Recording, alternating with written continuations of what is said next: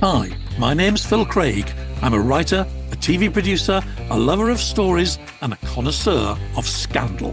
And I'm on a mission to bring you the most scandalous tales ever told. So thanks for joining me here at the Scandal Mongers podcast. Hello, welcome back to Scandal Mongers, to me, Phil Craig, and of course, to the Australian bar. What's on the bar this week, I hear you say? Well, Mrs. Craig, her secrets revealed. We're in a choir. I'm supposed to share more of my life. We're in a community choir, which we love. But when we come back from our rehearsals about 9 o'clock, we sometimes have a cheeky late night cocktail, and that's the result. Mrs. Craig's favourite, a Manhattan. Yeah. Whiskey, red vermouth, drop of Grand Marnier, and the all-important bitters. So they're an insight into my scandalous private life with Mrs. Craig at the community choir here at the Australian bar. So what a week. Oh my goodness. I think it's my most successful episode. Last week's with Maureen as a solo artiste, just me and the bar. 4,500 on YouTube already after about 3 days. Loads of engagement, lots of comments. People really enjoyed it, and lots of you saying you are going to buy Maureen's book, which is what I love to hear, and no doubt my guests do too. A really interesting woman. If you haven't seen it, you should check her out. Just so passionate and so well informed. And a truly revelatory interview for anybody who has even a passing interest in American politics and the Kennedy family and cover-ups and scandal and women, the treatment of women and women's voices in the, not just the deep past, but the quite recent past. I think one of her strongest arguments is the way that people covered for the Kennedys and still do, in a way they probably wouldn't cover for other people now, but for some reason they still do for that family. Anyway, thank you, Ocean Reefer 2626. You liked that program. What a shocking interview. Another great one, Phil. Nice one. Thank you for that. Debbie 56. I have read her book and Craig is spot on with his remarks. Well, thank you for calling me spot on. So I'll forgive you for calling me by my surname. When I lived in Australia, I reckon about 50% of the time people call me Craig. Good day, Craig. How's it going, Craig? Because it's a very common Christian name there. And I don't mind. I'm not offended at all. Thank you for watching. Debbie, my old friend. Mazola Fazola. That's her sort of professional name. She's actually called Marion Farrelly. A rather successful motivational speaker, former TV producer. I think she launched Big Brother in Australia. Anyway, a great mate. She was on Facebook telling my Facebook friends to watch me on the podcast, which is lovely, saying, this is magnificent, smart, balanced, considered, wildly interesting and also kind. Wildly interesting and also kind. That's going in a T-shirt, Maz. Thank you so much for that. Really kind. People of importance are catching up with us on our podcast. They are. Vanity Fair, old friend. No, hang on a minute. Vanity Fair was the magazine she edited. Tina Brown, former editor of Vanity Fair, an old friend and a former guest on the podcast. She gave a really remarkable interview about our old friends Harry and Meghan. And as you know, I am a little bit more sympathetic to Harry than many, not so much to Meghan, but I have sometimes expressed sympathy for Harry and criticism of the palace, what the palace does and has done in the past. And I continue to do that. But anyway, I thought Tina's remarks were really interesting. She basically said that it makes sense for Harry to be more of a solo act these days. This is something I talked about 2 weeks ago, commenting on some of his latest appearances, where it's been like a old school Prince, doing the sort of things, behaving in the sort of way that he did when he was first on the public scene. And he was, I think, a very successful member of the royal family. And he seems to be going back to that. And Tina Brown thinks she knows why. And this is because all of his wife's ideas are, quotes, total crap. She has turned him, quotes, into a lamb to the slaughter, blindly following her and her bad ideas. Yeah, I mean, I agree with Tina, actually, to a large extent. She says Harry is good at being a prince. He always was. That's the tragedy of it, she says. He's flawless at it, but in a sense, Meghan is flawless at it the other way. She's flawless about getting everything wrong. Oh dear, it reminds me of when Tina was on the podcast and she called Sarah Ferguson Calamity Jane. I wonder if that's going to be Meghan's legacy. I don't know. People are speculating that this means there's trouble in the relationship. I have no idea if there is. I hope there isn't. Actually, for their sake and the sake of their kids, I hope there isn't. But I think professionally, it does make sense really for them to go their separate ways. And that is what they appear to be doing. So no charge for the free PR advice. If anybody's watching in Montecito, I'm sure you are. Another old friend of the podcast sent me a most wonderful email I really wanted to share. Do you remember Patrick Jephson? He was in one of the very early episodes. Patrick was a truly important royal courtier, a figure in Diana's life, perhaps the most important official in her life. He was her only ever chief of staff, called private secretary here, but that's really what it meant, what it means. And he really helped her shape her public persona during the most successful, groundbreaking, I would say, years of her public life. And we became great mates. He worked with me on various projects. And he was also caught up, as many others were, in the great Martin Bashir interview scandal and received a six-figure sum, as they like to say in the British press, in compensation, because, as many of you will know, Diana fired him after that. Well, he didn't. Okay, it's questionable. Some say Diana fired him. Patrick would say he decided to retire. But anyway, they basically fell out because he didn't agree with her doing that interview. And I think he was very wise. He would have advised her not to trust Bashir, not to go and do that interview, especially given that it set her life on a different and a very dangerous course, as it turned out. But yeah, he suffered a lot of bad consequences because of all that. And when the BBC finally admitted what had really happened, he got this settlement, and he's given it all of it, to this children's hospice called the Haven House near Cardiff, which is something that Diana helped set up many years ago, and he gave all his money to it. And there was a beautiful article about it. They've used the money to refurbish the place, created a space for reflection, contemplation called the Sanctuary for families and caregivers coming to visit children at the hospice. I mean, it's a beautiful thing. And Patrick's a beautiful man. And if you're watching, Pat, or listening, good on you, mate. Absolutely brilliant. Man, you've always been good with money, haven't you? I remember you showed me how to harvest those little bottles of wine you get on a plane when you travel. So you always have one left when you arrive. Yes, we were going economy in those days, weren't we?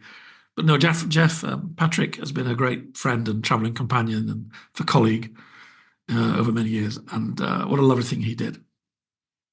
Something else that happened, which is relevant to our podcast and the themes that we talk about, and that was a big row in Australia. A big row. The King's visit with Camilla went pretty well, I think, but of course there were protests, as there often are.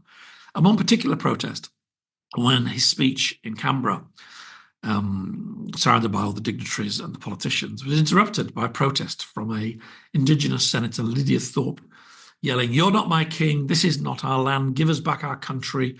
It's your fault. The atrocities that have happened, our babies, our culture, all destroyed by you, Charles." And this really divided opinion. And it was very confronting. And it made me think a lot, because I spent a lot of time in Australia working for the national broadcaster there, and I got involved with all sorts of programs. Of course, many of them touched on Australian history. And, you know, you don't have to look very far into Australian history, and you will indeed find evidence of the most terrible crimes carried out during colonial times. Appalling crimes that shock people even at the time, even by the standards of the age in which they were committed. You know, what happened in Tasmania in the latter part of the 18th century, early part of the 19th century. You could call it genocide. You should. It was a vile series of murders to ethnically cleanse and kill anybody who wasn't white. Appalling. And of course, in the years that followed, there were all sorts of other murders and atrocities, often murders for land. And there's an amazing book, which some of you may have read, The Secret River, which really captures that. And it's still shocking to read about it. And the effects of these crimes linger. How could they not? But how can the modern day head of state of Britain really be responsible? Yeah, I know he's a symbol, but does it really help the cause of Indigenous rights to lay it all on him now? I'm not sure it does. And there's another thing you do notice in Australia, which I think is a kind of pushing off of guilt towards us Brits. And God, you know, we have enough to carry. We have a very ambiguous history. I think a lot of us accept that. But if you go to visit some of these massacre sites, and I have, you'll say that something terrible happened in 1890 or even 1904, or really quite recently, and people were killed, often by white settlers or police on the behalf of white settlers. And the signs will usually say something like, it was here where the British did X, Y, and Z. The British. You think, well, hang on a minute. These were Australians, first, second, even third generation. These were Australians who did this to Indigenous Australians. And that's what the Secret River captures so well, actually, that there was a price to be paid for the opportunities Australia gave to many people from Britain and from Ireland too. And they often came from the poorest classes here, oppressed, no rights, no land, no money. And suddenly they had a chance to get all those things, but it came with a kind of Faustian bargain, a terrible temptation. There were other people living there in that place you wanted. And if you went out in the dead of night and did them in and covered it up, you could transform your life. And that happened time and time again. That's what Secret River is really about. Not about, aristocrats, royals, ordinary people tempted to do terrible things. So, yeah, Charles is a useful symbol for the darker side of an older Britain, 18th, 19th century Britain. You could say the same about the heads of state of many other places that ruled over lands and peoples and did terrible things. But I think this is much more really about Australians' relationships with each other. He's a proxy for that. There was a big referendum last year on a thing called the Indigenous Voice, which was voted down. And I'm sure Lydia Thorpe was very angry about that. And I think this is probably what's partly driving this.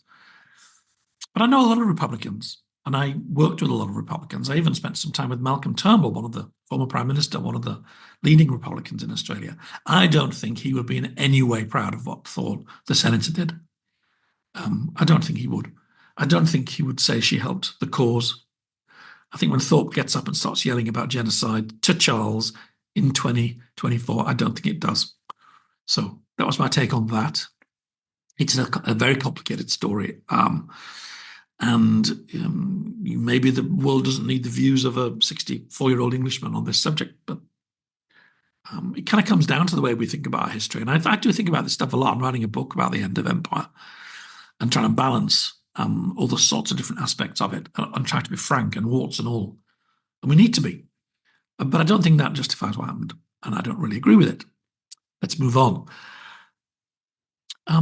Somebody said you should share anecdotes about work. Well, it was actually Shauna from the Vintage Read, because I went on her show and talked quite a bit about my old professional life, making TV shows. And I sort of wonder if people actually do want that kind of thing.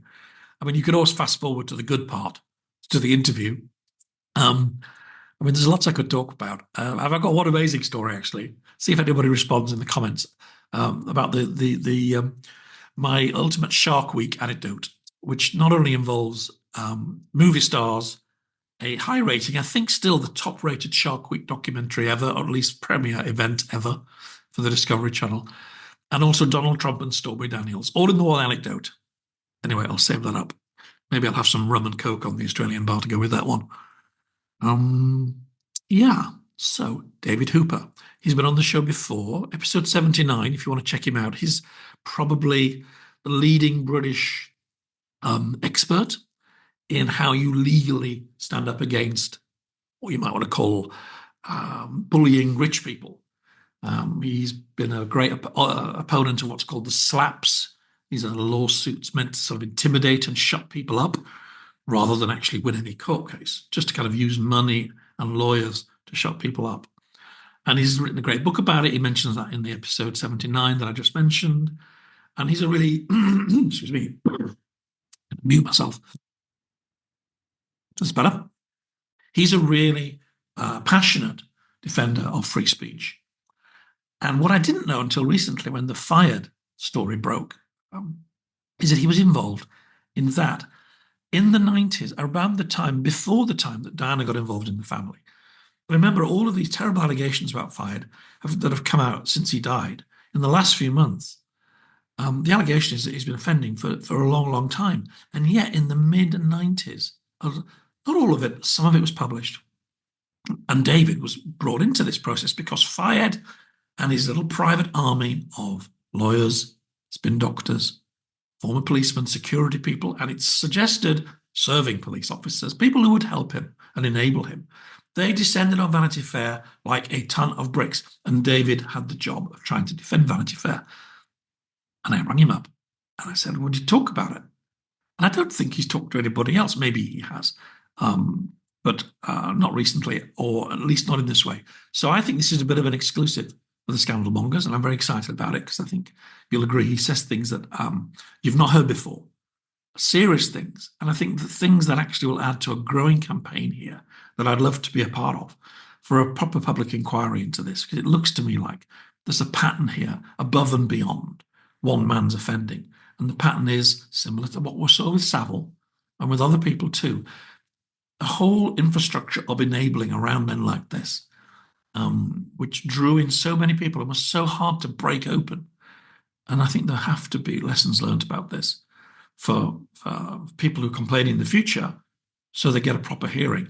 And also to stop men like Fayed using the sort of techniques that we'll hear about in a minute against whistleblowers and journalists in the future.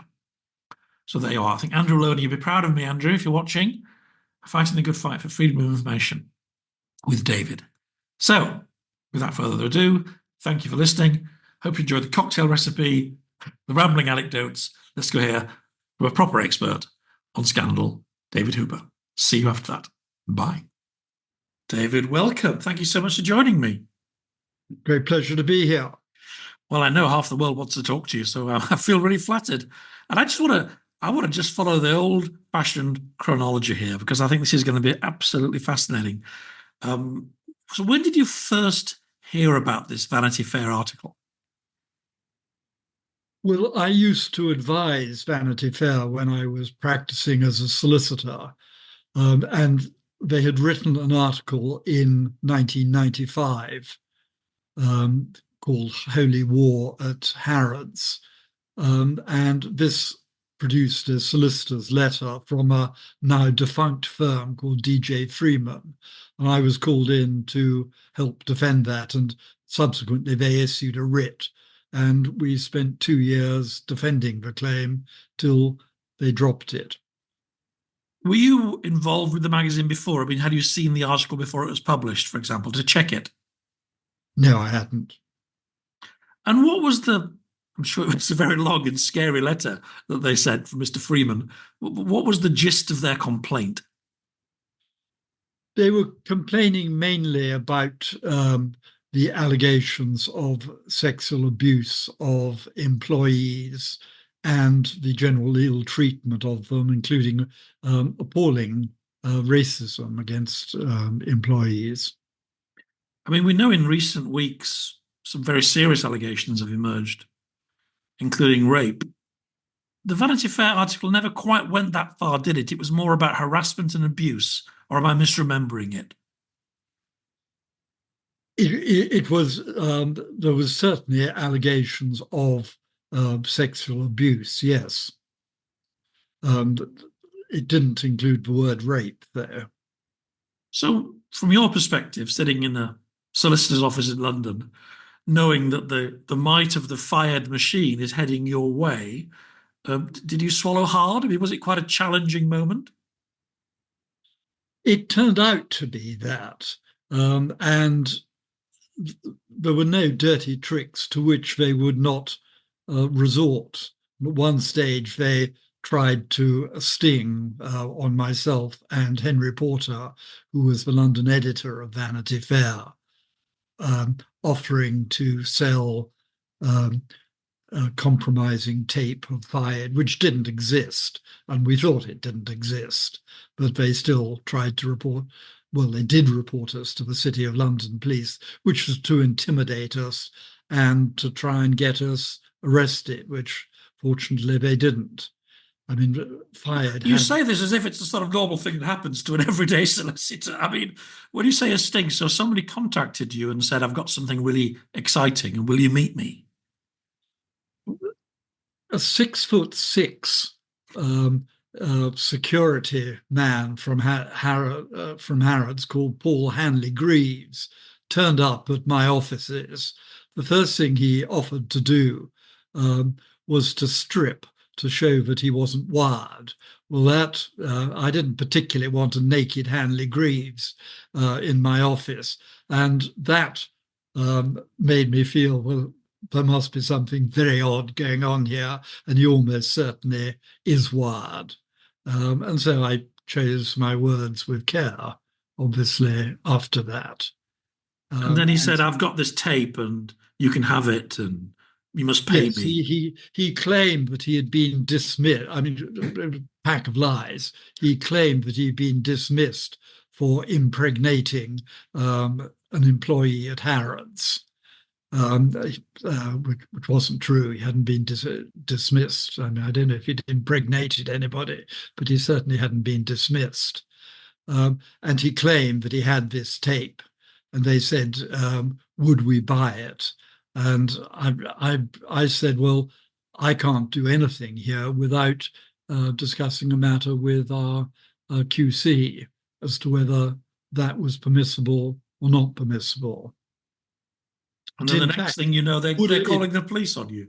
yes, in fact, it would have been permissible under certain strict conditions if that was the only way that you could get the evidence, and that you clearly recorded it, and also that the evidence spoke for itself. Because if it was a tape showing that, it would be very strong evidence of what was being alleged. But as it was, it came to nothing.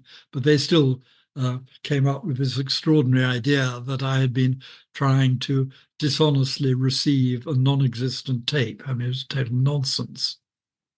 How extraordinary. So I'm probably rushing ahead. I'm guessing this didn't happen immediately. In the first few months of you taking on this case, my guess is you had to satisfy yourself that the allegations in the article were true. Did you? Absolutely. It was very difficult getting evidence because people had written these non-disclosure or signed non-disclosure agreements. And one really should not underestimate the criminality at Harrods at that stage. And I'm not talking about the present owners of Harrods, let's be clear about that. But under Fayed, while he owned Harrods, which he did for about 25 years, I mean, the police were corrupted, and we got instances of people who would just be arrested. They had a corrupt detective constable at West End Central who was on the payroll. He was said to like his bungs, and Sorry, for non-British listeners, explain what a bung is. a bung is a wodge of cash. It's a bribe where you get a bundle of notes in a brown envelope, and this chap would be paid.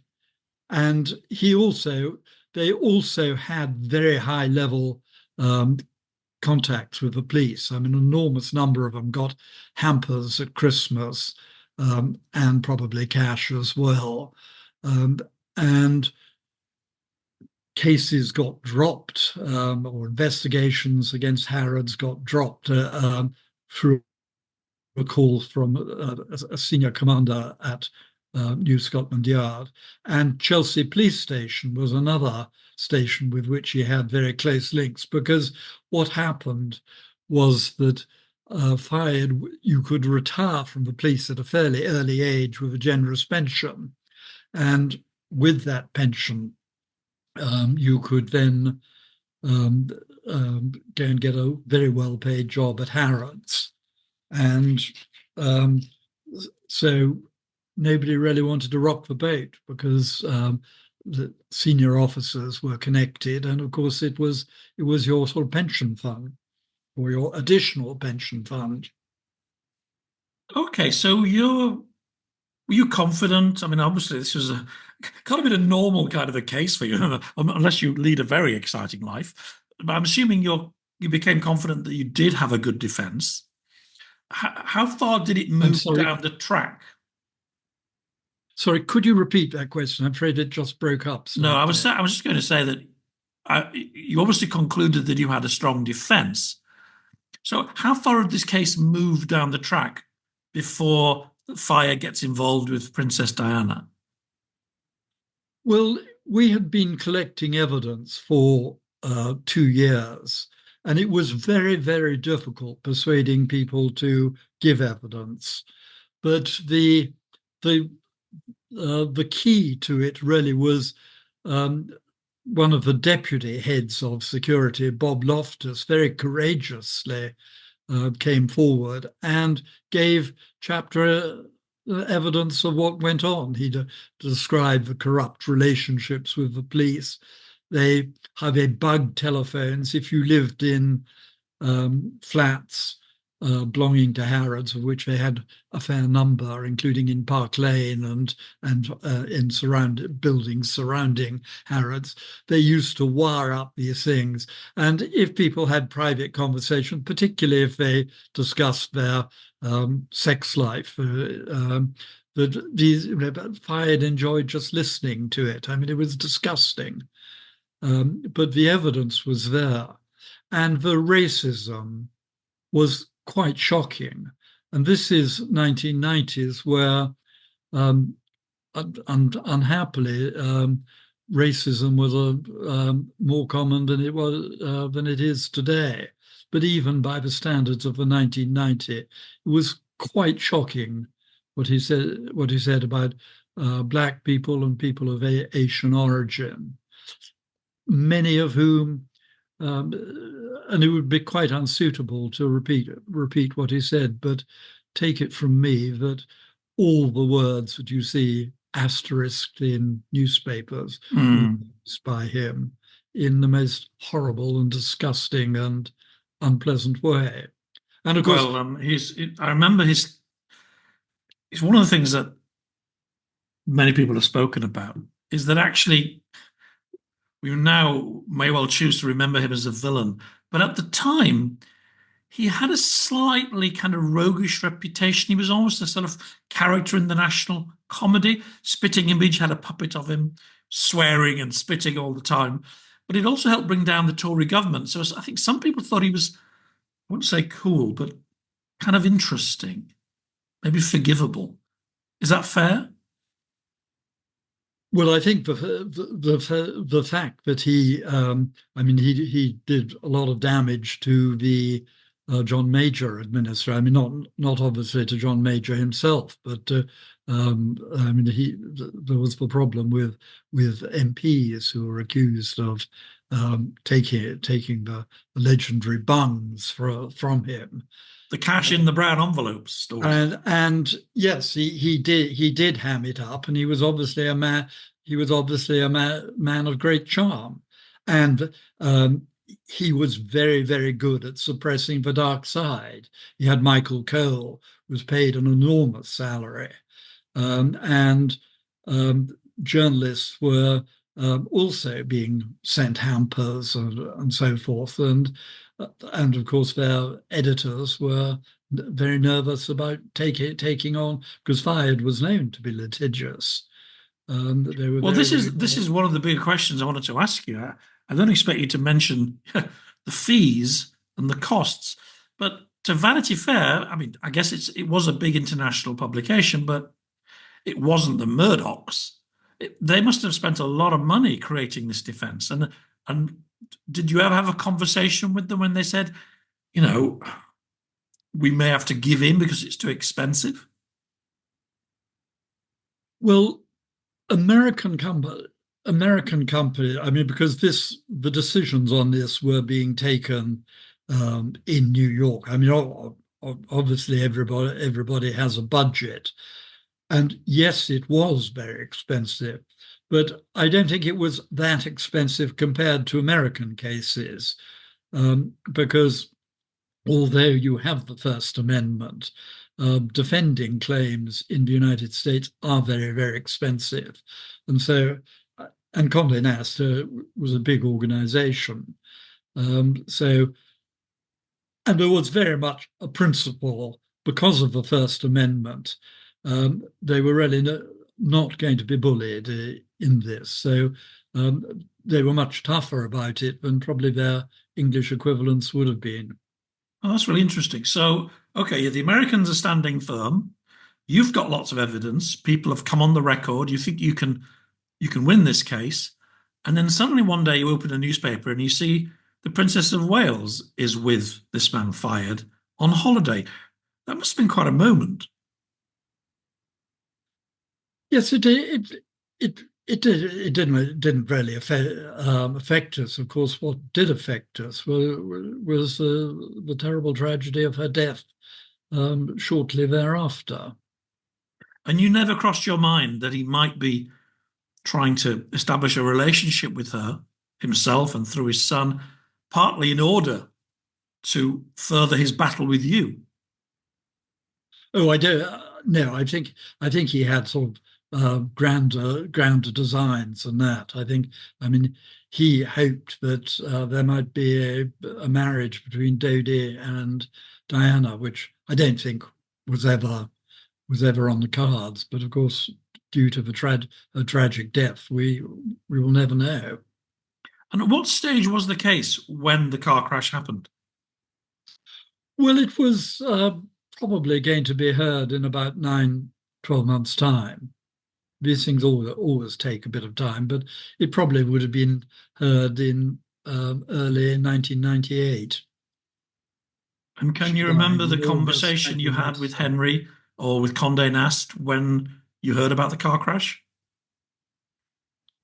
Well, I think I should probably not comment on that because I was acting Of acting course. as a lawyer. Well, how did you feel personally, though? Did you think, oh, this is going to complicate things? There was sort of so much else happening that one really didn't think um, in that respect, and the two things were absolutely entirely different. It was it was really purely a feeling of sympathy to Fayed that he had lost his son in such tragic circumstances. But at some point, I'm guessing within a few months, in New York, the conversation happens. We can't go on with this. We need to settle. Is that kind of how it worked?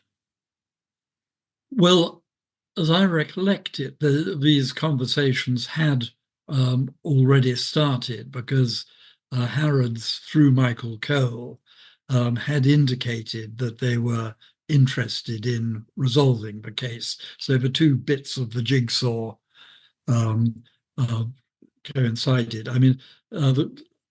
So paranoid was that organization that when Michael Cole set up the meeting to discuss this with the English head of Vanity Fair, Nicholas Coleridge, he insisted that the meeting take place in a Turkish bath with both of them unclothed so that there could be no hidden wires.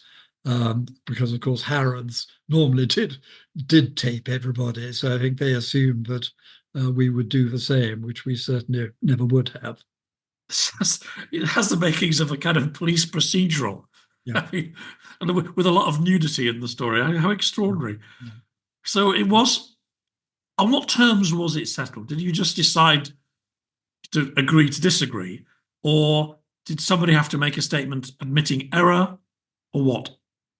No, it was a first. It was a walk away settlement, and you can still read the article on the website. Holy War at Harrods. Anybody can find it on the internet. So in a sense, you won. I mean, the article, you defended it, it's still there. The magazine never apologized for its journalism. Absolutely, and of course, in America, that's the way cases are resolved. You normally end up bearing your costs, which in America can be very substantial. And also the whole point about the article was that it started off as a profile of Harrods because they were interested in the fact that Fayed, despite seemingly being a pillar of the establishment, running Harrods, was sort of quintessentially English institution with royal warrants and so forth, still was not allowed to have British citizenship.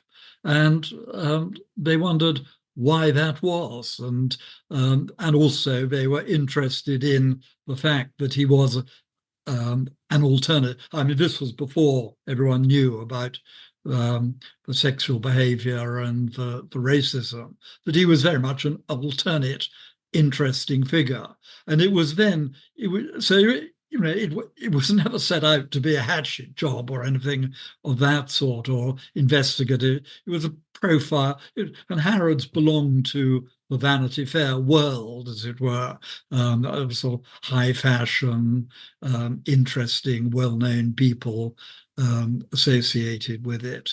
And the superb journalist who did it, Maureen Orth, then discovered all these terrible dark secrets. And of course, the other thing was that this wasn't just something Fayed was doing by himself. There were so many people who either knew about it or turned a blind eye to it.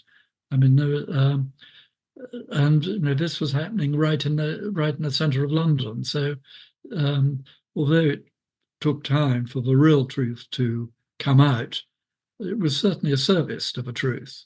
Well, that's And in any inquiry, you must have felt though when it was, you've moved on to other cases, you put the case to bed. You probably didn't know, I don't think any of us knew, that he was interviewed twice under caution in the years that followed for sexual offences. No, the cases files were sent to the prosecution service, and no case was ever brought. Do you feel he kind of got away with it? And if so, why did he get away with it, do you think?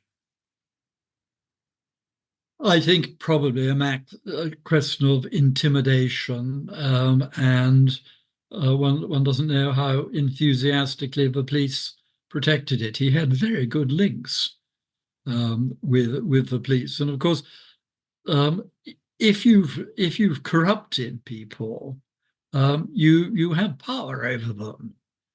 So there were probably a few people in the higher echelons of Scotland Yard who would have been pretty nervous if Fayed had gone to court. I mean, everything would have come out about his relations with the police and so forth. So. I mean, you're a man who chooses his words carefully for a living, David, and you just said corruption. And that's clearly how you feel that this man, and perhaps he wasn't the only one, was able to corrupt senior police officers. It's just rather an extraordinary thing. Absolutely no question about it. Wow. Do you think it could happen again? How much has changed in the last couple of decades, do you think, to stop that sort of thing happening again? I would have thought the procedures in place would make it very, very much more difficult. I mean, no, obviously there will be individual corruption, but I mean, the thing was just so institutionalized. His security was run by a former chief superintendent, and the links with the police were very, very close, and cases could be dropped by telephone calls being made. I would be surprised if that happened again, but everything is possible. I mean, you may of course get individual small time corruption, but I don't think you'll get corruption on that scale. The evidence you gathered to support the article, has that ever been made public, or was it a condition of the agreement that it was sealed somewhere? As I recollect, I think it was a condition that it was sealed, and certainly it's never been made public. Can you imagine a scenario if there's some kind of public inquiry, perhaps, into what was happening around Fayed, where it would be unsealed? I think it's possible that might happen. Yes. Did it? I think you perhaps had a rather jaundiced view of the way things work here, but did this experience change the way you thought about justice and the establishment in this country? No, I think I was getting used to it. I had been um, I had had quite a good grounding in um, corrupt cases being brought from defending claims brought by Robert Maxwell. So I had had some experience of it before, and people did lie in those cases, corporations and wealthy individuals, and then of course subsequently you got all these Russians who were bringing cases totally without merit.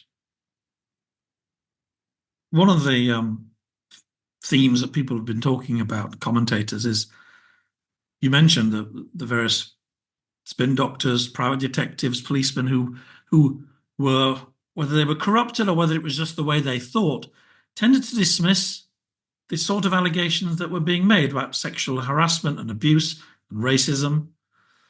And of course, all of this was before the Me Too movement. Do you think it's a factor that pretty much everybody in this story was a man?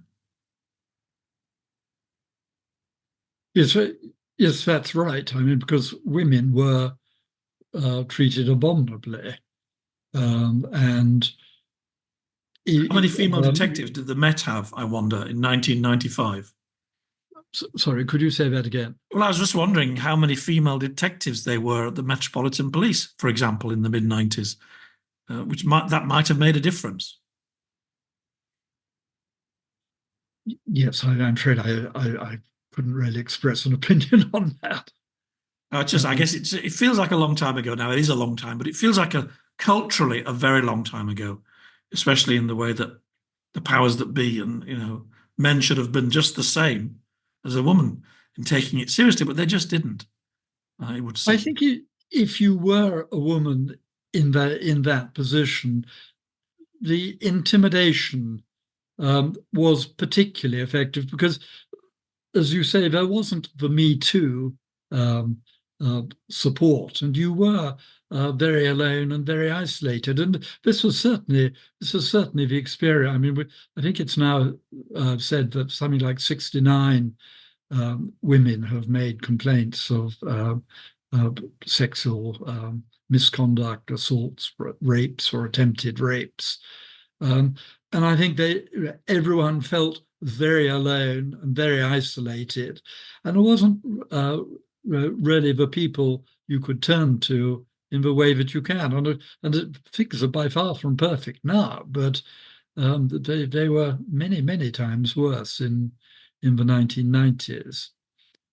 And you had the dangers of what Fayed would do, and that you could be arrested. And so, I mean, because he treated senior executive. I mean, he got them arrested. I mean, one got arrested in Dubai, one got taken off a plane when he was. And these were very serious and distinguished businessmen, and even they were intimidated. So if you were further down the scale, job-wise, I mean, imagine what you felt. So, final question, and thank you so much for taking half an hour to talk to us about this. But I'd love to know where you would fit Fayed in terms of the hierarchy of the villains that we've come to know, the Savills, the Weinsteins. Do you think he needs to be up there with them? Oh, certainly. I mean, I always thought that Harrods was a deeply criminal organization. I mean, it paid virtually no tax. There was a mass of there was a mass of offshore companies running it. I mean, nobody quite knew where the money was being paid to, where it went. People were getting these enormous wadges of cash, and it to me, it's one of the worst criminal scandals, and I would very much like to see the release of the government, and I hope this government, since they weren't in any sense implicated in it. I would like to see them releasing the papers as to why it was that Fayed was never given citizenship. I think there's got to be some very interesting confidential intelligence reports which must see the light of day, and then we will know the truth. Well, that's such an incredible, fascinating story. I'm probably delaying you from your next meeting in a Turkish bath. So thank you so much for sharing that with us. That's just full of incredible detail. I really appreciate it. Great pleasure. Thank you, David. Keep fighting the fight. Bye. Was that all right? It was very, very much so all right. I'll see you later. Well, I think that was groundbreaking, and I think that could have ramifications, some of the things he said. And no, I'm not going to be doing the next episode from a Turkish bath. No, unless millions of you ask, and I mean millions. I won't be doing that. So, yeah, that's so extraordinary, isn't it? I think we're going to have to keep on at this one. I did a long, deep dive with Shauna on the Vintage Read recently in Fayed. Now I have the David Hooper interview. I think there are more people we should be talking to and more things we should be finding out. I'm going to keep the pressure up on this because I think it's one of the most important stories that's broken in recent years. And it should have broken a long, long time ago, let's be honest. It really should have done. So what next? Well, I've got loads of things to talk about, actually. Did a great interview with our friend Clive Irving on Boeing. I think I've teased that enough. That's probably going to be next week's episode, unless something else extraordinary happens.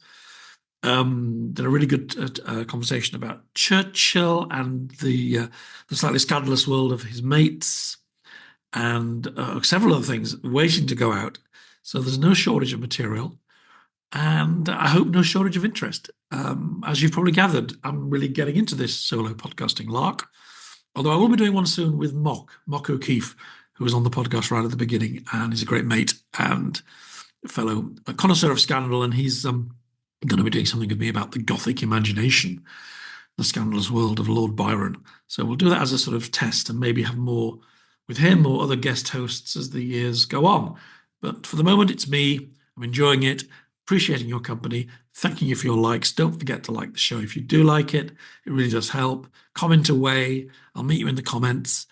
Please subscribe if you haven't. Tell somebody else to if you meet somebody randomly at the bus stop or on a train. We need to spread the word. I am nudging up to 10,000 a little bit. I haven't made a bit of progress, but I'm not there yet, and I really want to get there. And with your help, I think I can. So thanks so much for listening, for watching, and I'll see you next week. Bye. This has been a Podcast World production. If you want to contact me, write to team@podcastworld.org, placing Scandalmongers in the heading, or you can reach out via the social media links in the show's bio. And if you've enjoyed this episode and you want to support the show, please consider taking a few seconds to hit the donate button found just below this video. Many thanks, and see you next week.